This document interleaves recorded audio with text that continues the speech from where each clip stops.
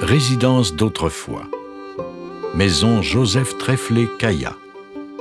Ces hommes qui aiment cette dame. La maison Joseph Trèflé-Caillat signe majestueusement sa présence au sommet de la côte, sur la rue Broc. Elle est située sur un vaste terrain formant un promontoire naturel dans le centre-ville de Drummondville.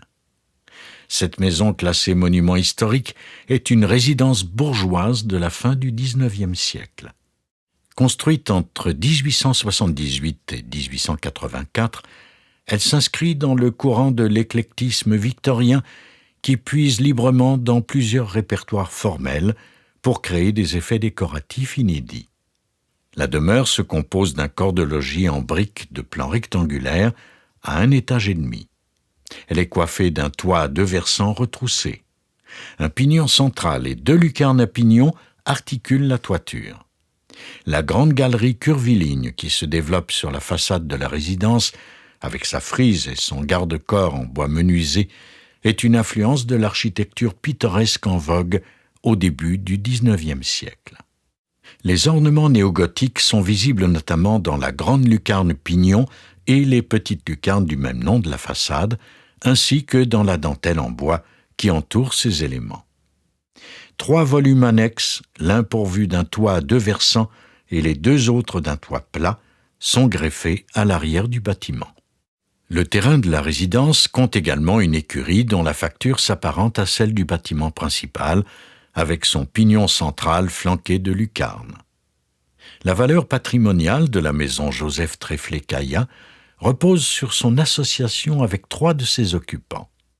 Cette luxueuse résidence est d'abord construite et habitée par Joseph Trèflé-Caillat, un des rares hommes lettrés de son époque, greffier de la cour et secrétaire du conseil de comté de Drummond.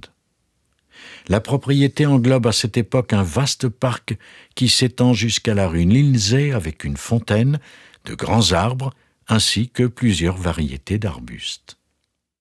La résidence devient la propriété de Joseph Ovide Brouillard, un industriel et marchand de bois arrivé à Drummondville en 1908.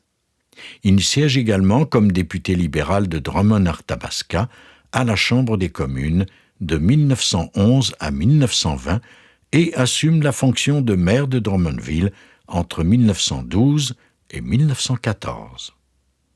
Il fut aussi maire et fondateur de Notre-Dame du Bon Conseil.